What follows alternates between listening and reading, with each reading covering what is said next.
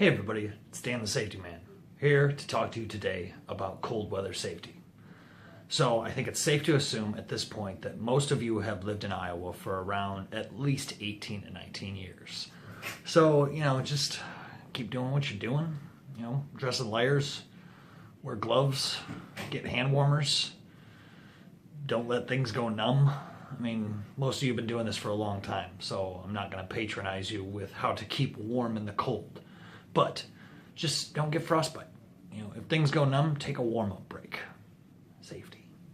But I'm going to talk to you about something else now.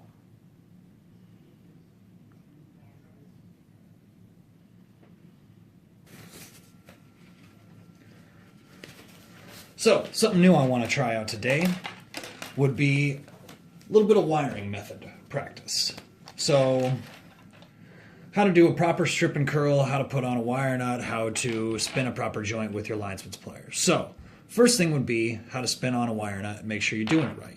So if you got two wires, you want to strip back roughly an inch of insulation on each one.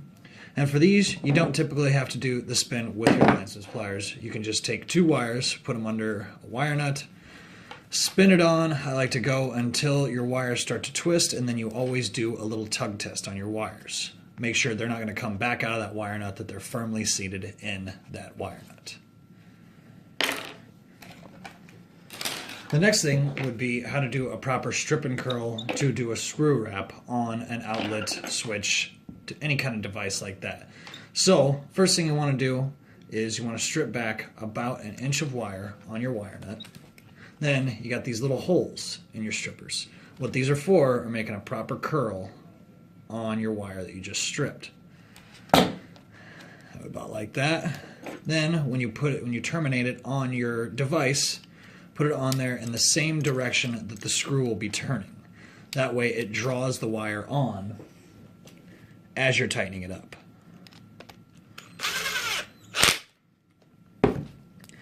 That way, when you go to make your termination, it's not going to force that wire back off.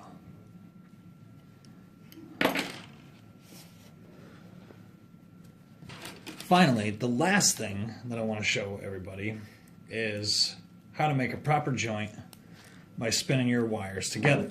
So, I got my linesman's pliers, I got 4 conductors that need to be spliced together. So, the first thing I'm going to do, make sure all my wires on my stripped ends are at the same length. Easy way to do this is a lot of linesman's pliers have this little cup on the end here.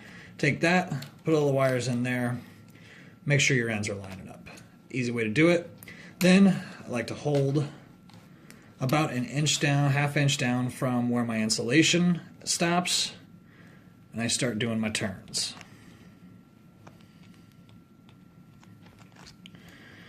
And you just keep holding at that point, making turns with your wires, till you get a nice spin right there that's not going to let go on you. Last step of this would be to trim it off so you got no loose ends hanging out the end. Then you put your wire nut on, and always do your tug test. Always do your tug test at the end. Make sure those wires aren't going to come out of there. So yeah, that's this week's Toolbox Talk. If you guys have any comments on this, feel free to leave them on the video. Send me an email, reply, anything like that. And yeah, I have some feedback from last week's safety meeting about the STEP award that I will respond to next week. So yeah, guys, stay safe. Subscribe to our YouTube channel. You're going to keep seeing awesomeness like this. So stay safe.